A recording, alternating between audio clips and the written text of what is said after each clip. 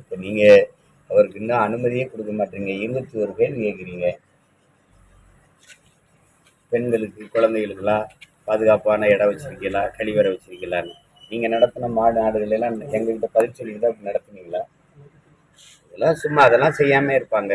பொறுப்பற்று செய்யக்கூடிய ஆளுகள் அதெல்லாம் செய்வாங்க. காலதாமதிக்கணும். இன்னும் கொஞ்ச நாள் தான் இருக்குது. 23 நாள், 23 நாள், இன்னைக்கு 3 தேதி ஆயிடுச்சு, 4 தேதி ஆயிடுச்சு. இன்னும் 20 நாள் இருக்கு. அது நேரத்தில் அந்த திடலை தயார் செய்ய ஒரு மாநாட்டுக்கு ஏற்பாடு செய்யணும்னா நாட்களை கடத்திட்டா கடைசி நேரத்தில் என்ன பண்ண முடியும்? அதில் இனிமேல் சிறப்பு அவங்கெல்லாம் வருவாங்களான்னு தெரியுது. இவங்கெல்லாம் வேற யாரும் வரக்கூடாதுங்கிறது யார் யார் வர்றாங்கிற பட்டியலை கேட்குறாங்க. அவங்கெல்லாம் வர்றாங்களா இல்லையான்னு எனக்கு தெரியாது.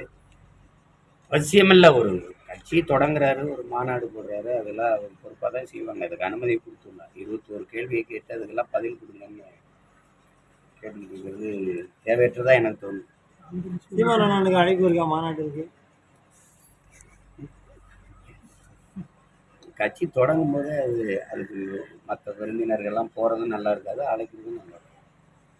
அந்த கட்சியினுடைய கோட்பாடுகளை சொல்லி அந்த கட்சியின் தலைவர் வந்து உரையாற்றுவது தான் சிறப்பாக இருக்கும். அதில் நம்ம எங்கள் ஐயாவை நானும் வரணும் என்ன சொல்றது? இல்லை, ஒரு நடிகராக ஒரு இயக்குனர் அந்த ஒரு அண்ணன் தம்பி பாசத்தில் அந்த மாநாடு சிறக்க வாழ்த்துக்கள், வெற்றி பெற வாழ்த்துக்கள்னு நாங்கள் வாழ்த்துறோம். அந்த அன்னைக்கா தினம் தான் வாழ்த்திக்கிட்டு இருக்கோம் தம்பி. நாளைக்கு கூட ஒரு படம் வெளியாகுது, அந்த படம் வெல்லணும்னு வாழ்த்து.